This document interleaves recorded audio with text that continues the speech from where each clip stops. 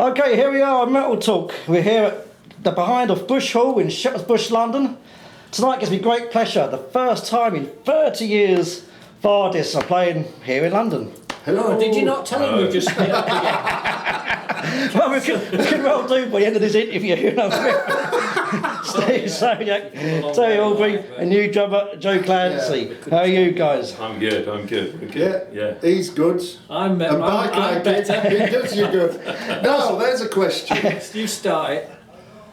It looks good, tastes good, and by crikey, it does you good. It does you good. And it's like this venue does taste good. And I imagine this must be the swankiest venue you've played since Wimbledon Theatre in London. It's Buckingham Palace, really. No, I suppose Wimbledon Theatre were a bit special, and we did the Lyceum on the Strand as well, which were quite cool. Yeah, there's some lovely venues in London. In the end, I think it's fantastic that this place has been renovated up and made into such a beautiful venue. And I think they're sort of chancing their arm a bit, putting the metally rock and roll stuff on, because they normally have a bit more sort of arty-farty stuff on there. You normally get quite a lot of acoustic up-and-coming bands played down here, but I think Play Mantis have played here before, and cool. Dan Baird, so we do get a few rock bands. R.E.M. played here as well. Yes, No, they're not metal, but yeah. they do rock a little bit now. Yeah, so Bush Hall, put in your agenda. And you have got a new EP Yes. out. Oh yeah, who's got it? Have you got it? Oh, we should have a copy to plug it I on. think we should have it there. It's a bit like the T-shirt, but instead of 100 miles an hour, it's got 200 miles an hour. It's a 200 mile an hour EP, and it's sort of a little doff of the cap to the 1978-9 original, very naive in some ways recording that people seem to have appreciated over the years, and we thought what a way to come back into it and just launch it with an EP, the new band really, and its first new recording in 30 odd years. Of course, it states who Vardis are in 2015. And we got a start on the road by doing the EP in the first place in the 70s with 100 miles an hour, which later became an album, and then now we thought, well, why not just do it again with 200 miles an hour, and who knows, you know, what follows. Well, there is an album. And for those who are not aware, on the EP, it's 4 studio tracks and 1 live track, I believe. Yeah, 2 brand new songs, 2 songs that have never been recorded in the studio before, Dirty Money and Move Along, which are on the 100 miles an hour, but they've not had a studio take on them ever. And the bonus track is a live track that we did at Queen's Hall in Nuneaton of The World's Insane, and a really bluesy version of that, which is power blues, which we really enjoyed playing. And yeah, I think it was just the day or the day after or the day before. No, it can't be the day before. I was just going to say, blue's my favourite colour. And B.B. King had passed away, and it was just one of those things that just felt right to play a bit of blues. And it worked, and we thought, you know what, we'll give that another one, I think. So we might spin it out tonight and give it a bit of... I hope you certainly do. Yeah, cool. Shall we? Yeah. It's up to us really when we it's up to when them. we rein him in. And like I say, you got in this new EP, and you said there's 2 brand new tracks on there, so can fans expect to see a full-length album from you soon? Yeah. 6'5" it's going to be. Full length. No, definitely. I mean, we've got 1 or 2 tracks laid down that need sorting out and mixing, and then we're going to do some more recording this summer, over the summer, and we'll be doing some new songs for that. There's stuff coming together over this summer, and then in 2016 there'll definitely be a new complete album of new material. Great. And we have got a new member in the band, Joe, and how are you finding life in Vardis? Oh, John. We'll step outside so we can tell you what you really think. Interesting. No, it's good. It's been really good. Yeah, really enjoying it. It's been good. We haven't had an argument yet, have we? No, not yet. Yes, we have. Still time. Me and him have. We'll have to disagree to argue. And it's quite surprising. I think it surprised a lot of fans because you are quite new to the band, yet the band only reformed like 2 years ago. And let's talk about the reformation first, because like Steve, you become like the Lord Lucan of rock. You disappeared on the back of a Harley with Motorcycle Irene. I did. Never to be seen again, you know. So I'm the Shergar of rock. you know, how do you keep such a low life low profile. Yeah, low life. The low life. Catching up, he knows, he's read the news of the world. The low life bit is easy, but I'll tell you what it was really. It's the fact that I suppose because I've always been mainly known through my pseudonym as a guitar player. Steve so-called Zodiac. Yeah. And because my real name, there's a lot of them out there.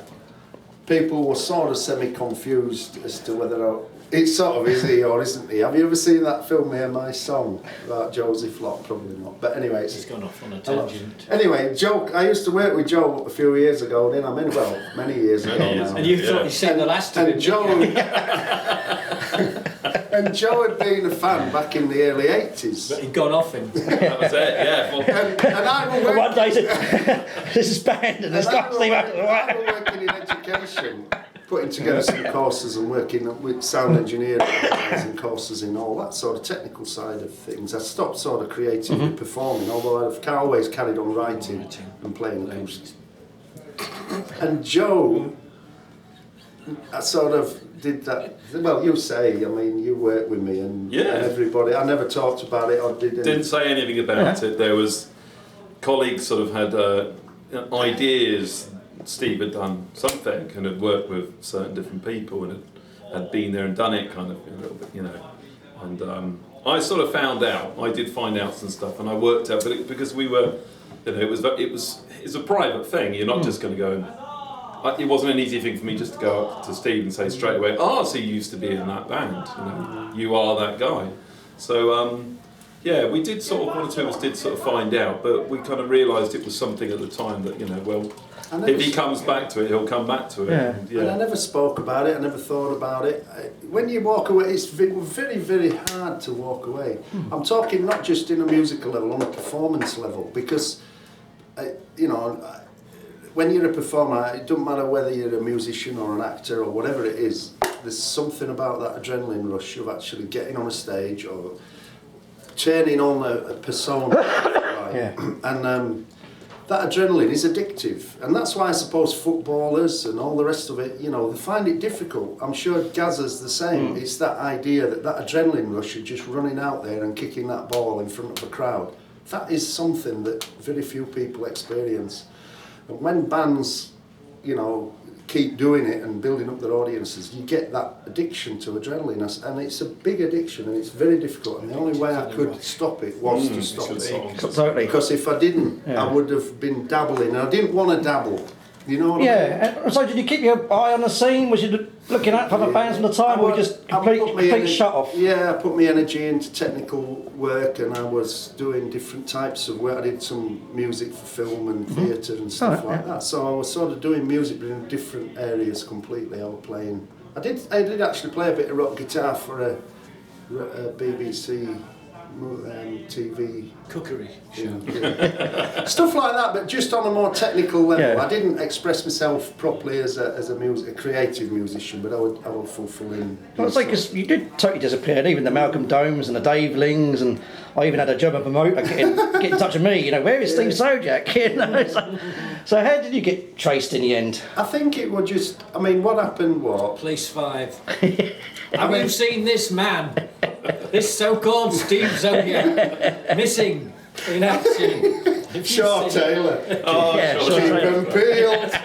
No, me and I think both myself and Irene had always felt that there comes a point where you have to do something completely different, as the phrase goes, and we had the opportunities to do that and make that happen, and we did that, and it was a strange thing, because on a couple of occasions I've had the odd sort of email and through my businesses that I have outside of music, and I've just thought I can't go near it, because if I start to go near it, I'll actually start getting that rush again, and if I start getting that rush, I'm going to take me off the ball, and I've got a different life and a different business now and all the rest of it.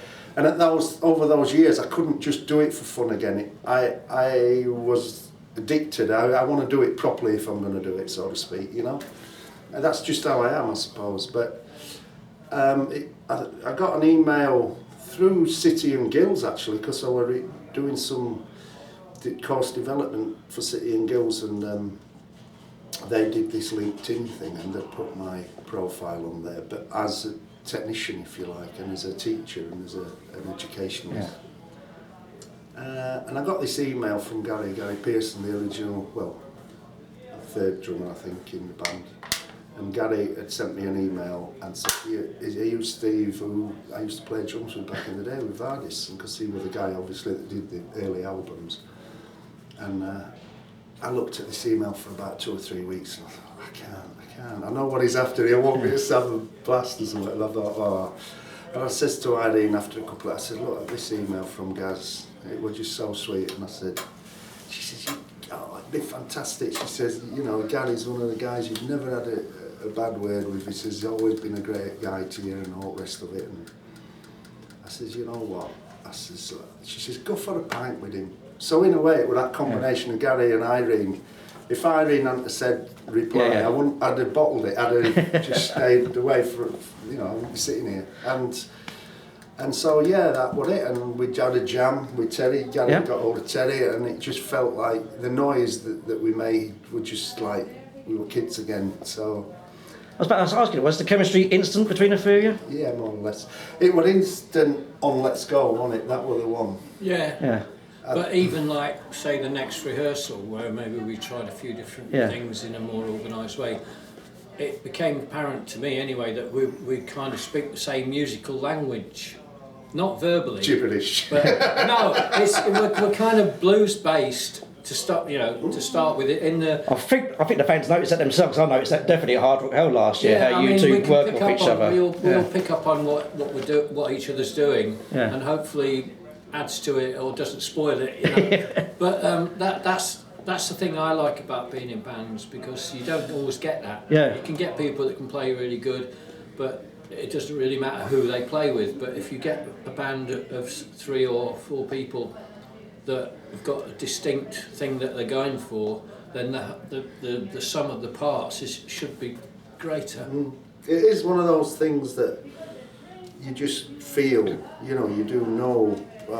We know what we're doing and we have a set structure of the framework, but when we get in front of an audience, we just do things. Every show is different, you know, every show. And I believe the first show you did was at the Brofest in Newcastle. Yeah. So what was that? Was there pre-show nerves before that? Did you think, I'm only doing this one gig and that is it? You know, what was going through your mind? Just do that gig and see how it pans out. I mean, I was amazed. I mean, it's an honour and a privilege to play with me.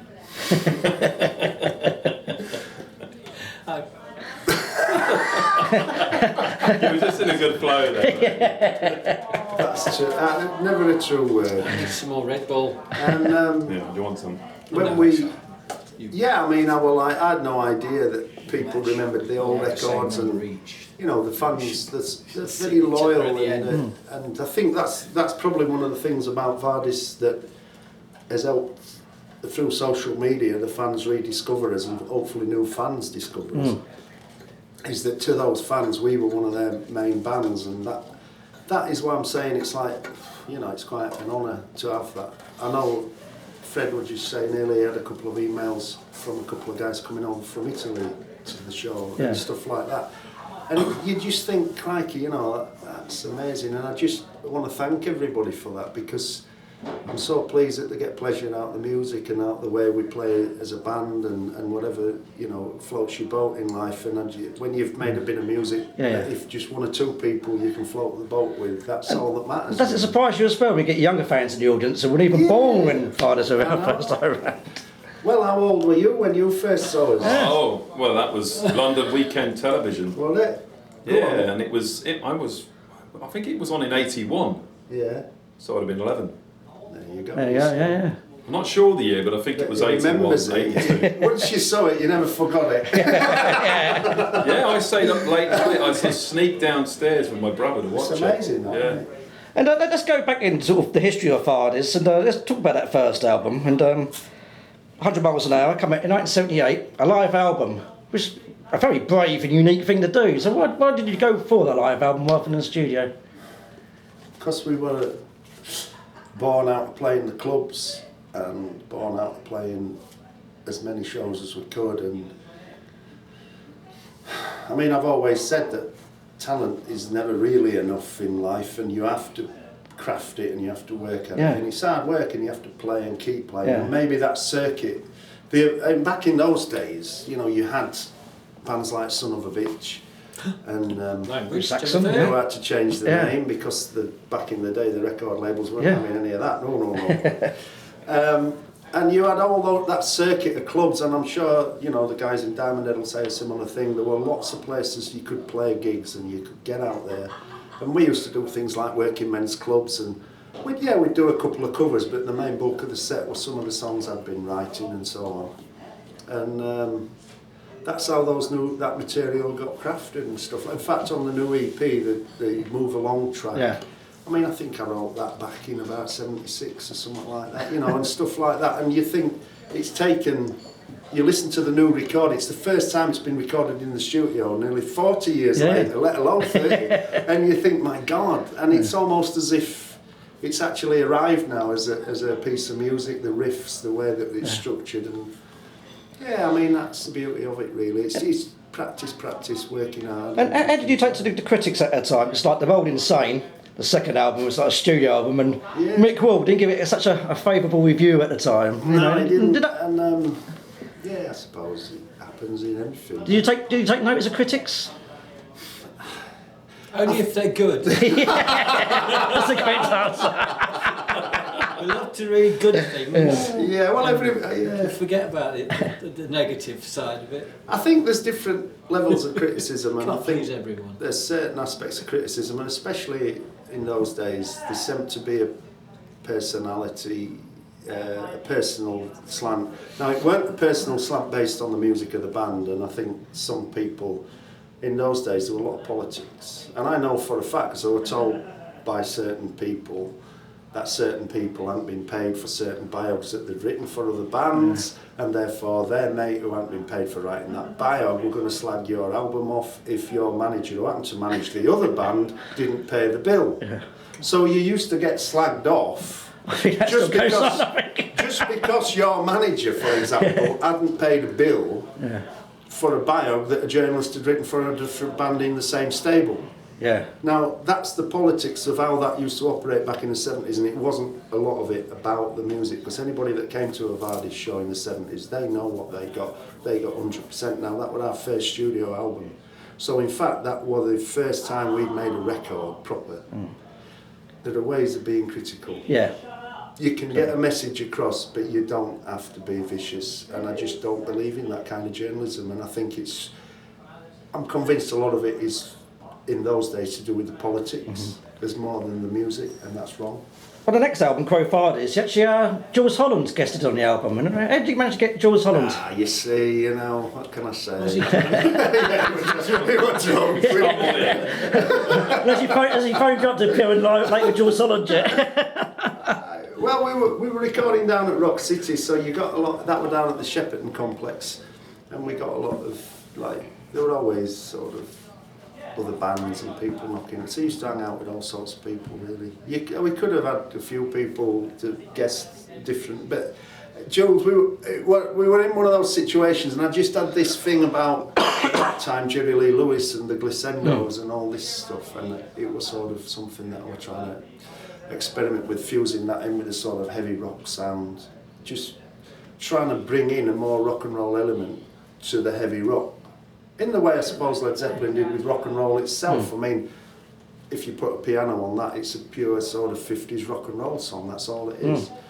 And I was trying to sort of experiment with that idea of bringing rock and roll into heavy rock again. Maybe it went a little bit light and a bit too melodic in some aspects, but Jules were down there and we said, do you fancy doing a bit of Liberace operatics on it? And that would Dream With Me, wasn't it? He did that, because that's sort of ding da ding da ding da ding, and I kept saying it's got to be like Liberace, like this gig, chandeliers, and and he was great. I mean, he was just hanging out down there, and we just got him in, and he did it. He loved it, you know. Showing the BBC's moved, because it's only down the road. So got a piano here. Yeah, we could have had him on. And I must ask you about one of your song titles. It's a great song title. Where there's mods, there's rockers. Right. But did that title come from? Did that Yes. totally out your head, or was that from a situation, from experience? I don't know, most things come when I see something or read something or something flashes on television, and I think it came from a childhood vision of a black and white telly with like the Brighton. Yeah, the Brighton Riot, yeah, fights, we called them in days, yeah. I think it was something to do from that moment of seeing the way that, and I remember at school we had guys who had Parkers and we had guys who had Levi State Press and Harringtons, and then we had other guys who had sort of, you know, leathers and denims, and they were very discreet. Well, so people forget now, but back then it was us and them. You know, we all like each other now. We all appreciate each other's music, but it was totally different 30, 40 years ago. Very true, and the fashion and everything else. And I mean, I suppose, going to school at a time when all that was sort of merging together at the end of the 60s and early 70s, and we were open to all that influence. And as I say, I probably saw the bikers and the scooter boys sort of clashing heads somewhere on a news bulletin or something on the BBC. And one of your singles is it's a bit of a double-edged sword these days. It's like, should we play it or shan't we play it? And I think you might think I'm not going to mention this. One of your singles, Gary Glitter Part 1. And, you know, because of his history, and we can't really mention his name now. He seems to have taken a big hit, doesn't he? So is that a song you sort of dropped from the set now, unfortunately? No, I'm or going to not? call it Joe Clancy Part 1. Thanks, guys. I knew it. I knew that was going to happen. Let me tell you. No, I think that's the serious answer to that. I had toyed with calling it You toyed with what? Rolf Harris. You toyed with Rolf Harris. This isn't going well. I knew I shouldn't have asked this question. As long as you didn't get the photos out. Stuart Hall. They're all in there, all the big names, they're all in the Vardis catalogues. I'll tell you what, if you would have said back then, all these names are going to be up Schitt's Creek, you wouldn't have, you'd have bet your mortgage on it not being true. Yeah. You know what I mean? It's like, oh my God. No, I mean, at the end of the day, it's a song, it were all about rock. Because Gary Glitter, he actually used to do some amazing live shows. He were Well, I said it myself, you know, I must admit, you got to say hush tones, but he was fantastic live. No, he was a great entertainer in the true sense, and he is, you know, the shows. I mean, I saw him a couple of times, and I just think that whole spirit of just going out and having a rock and roll party and enjoying it, and the showmanship and all the rest of it. And it was written at a time before any of this news about his shenanigans were evident. And It's not a tribute song. That's what I'm getting at. Let's make this clear. It was written at that time. It had anything to do with No. they were written a long time before. There's another one. You're all right, Rob. No. And going back, you know, 'cause when you did Reform, Gary Pearson was in the band before Joe joined, and the last Christmas you did a special show in Wakefield, which was going to record for a live album. So is that going to see the light of day now, or you sort of the thing getting to is, dust now? The thing is, and one of the reasons Gary decided to call it a day was because he had a lot of commitments, and the amount of rehearsal time and the amount of recording time and crafting the material to the standard that it's one thing live in the excitement of a live show, it's another thing getting the recordings in the studio and mixing them and feeling right about the level of performance and the level of the material that we got it to. And don't get me wrong, Gary's a great drummer and did a lot of great work, but he were obviously, his commitments were with his other career and all the rest of it, and he decided he couldn't go forward with the band, so we had to reconsider. And the next Vardis live album will realise the potential of the band more fully, so I've had to consider that very carefully, and I think at the end of the day we sort of in a place now where the future of the band is this band, and that's how I want to see it, that's where it has to be.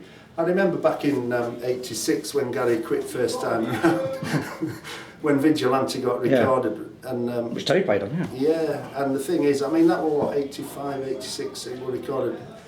Gary, again, had other commitments he had to make, and he couldn't do the tour that we needed to go with to promote the album, and the album sort of got delayed because Gary had gone, and then the whole thing went half cocked and never got released properly and promoted properly. We couldn't get the tour because we took too long to get a replacement.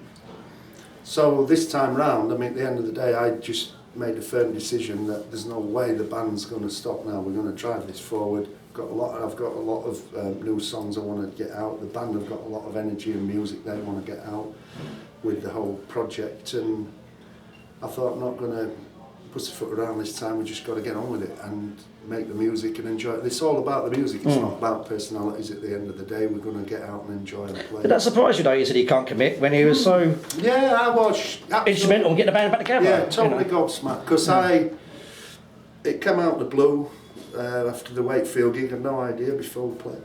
And then I got an email just saying he couldn't commit. And that I asked him to call me and I tried to ring him and he didn't want an answer that, would I? It's a shame. Is he back in your Christmas card list for next year? He's never been off it, but I don't think we ever sent Christmas cards. So true, but don't. I'll tell you now, at the end of the day, me and Terry had no idea, and we're totally out of the blue in the sense that it's very clear. I mean, actually, it's transparent because the communications on email that we had, you know, I wish he'd have handled it slightly differently in the sense of, you know, doing his own press release, for want of a better word. It should have come through the band and through the band's official website as me and Terry had requested, but Gary's got his own reasons. So and just before I wrap this interview up, let's talk about something a bit more memorable. And I'm going back to history again here quickly. 1066. And I think it's something that gets mentioned quite a lot. Heavy Metal Holocaust. It's gone down in heavy metal folklore. 1981, Port Vale, Motörhead, Ozzy Osbourne, or Blizzard of Oz as it was then, Triumph, Riot, Frank Marino, and yourselves. You opened. Yeah, what was your memory that day? What did you have for breakfast? It was hot, a bit like today, same sort of heat. I remember milling around, wondering what were going on. We didn't get a sound check. We just sort of wheeled the gear on and went on and played, and by the time we got on and played, it just seemed vast. We really enjoyed it. We just hit the stage and enjoyed it. And was it well organised or anything like that? Yeah, Quite a one-off. Much the same, really. I mean, most of the shows back then, whether it were Reading or that, or any of the big concerts, it seemed well organised. I mean, I remember feeling, you know, well comfortable. You know, it's like when you open on a show, or it's very difficult because there's only the headliner or the second headliner will get the proper sound checks and all the rest of it, but you've just got to get on there and enjoy it no matter what. And I think on reflection, I think we were received really well by the crowd. To say we were an opening act and it were cold, you know, in the sense that we were the first band on. And we enjoyed it, and we had a good laugh and met up with a few of the guys backstage, and enjoyed it. Did you play Reading Festival? Yeah, I think it was 81 or 2 again, something like that. And of course, you're regulars at the Marquee Club, which should be a listed building. What's your memories of the Marquee? I think it goes to both of you. The dressing room. Yeah. the dressing alley. Yeah, like a little corridor. You saw it out wide, wasn't it? You sort of, if you went in and then somebody else came in, you couldn't get out again unless they went out. So you had to think carefully about planning your movements. No, Marquee was a great sound though. Yeah. No, we did. It was the damp floor. Or the sticky floor, I should say. I wonder why they don't open the Marquee again, really. I'd moved it a couple of times, haven't I? Yeah, I played when it was over the Sound. No, not the Charing Cross Road one, the Leicester Square. Leicester Square briefly. Yeah, I played there with a band. And then I think it went up North London or somewhere. It is what it is, an academy is now, funny enough. Right. Yeah, Dave Stewart took it on for a little while. Oh, okay. It's a bit far from the ship. But it lost the essence of what the Marquee was. You stagger across the road to the that's what it always used to go in the ship, and they would always let me sitting at the bar. And the ship hadn't changed at all until recently. I had a refurbishment last year, actually. Well, Vardis, it's been fantastic talking to you. The EP, 200 miles per hour. Yeah. It's out today, actually. So there's no excuses. Go out and get it. Yeah, Yes. I'm going to have to nip out. All and the get main it. outlets, it's out there. It's going to be out there for everybody. Brilliant. Joe, Terry, Steve, been a pleasure talking to you. All the best for the future. Muchas gracias. Cheers. Yeah.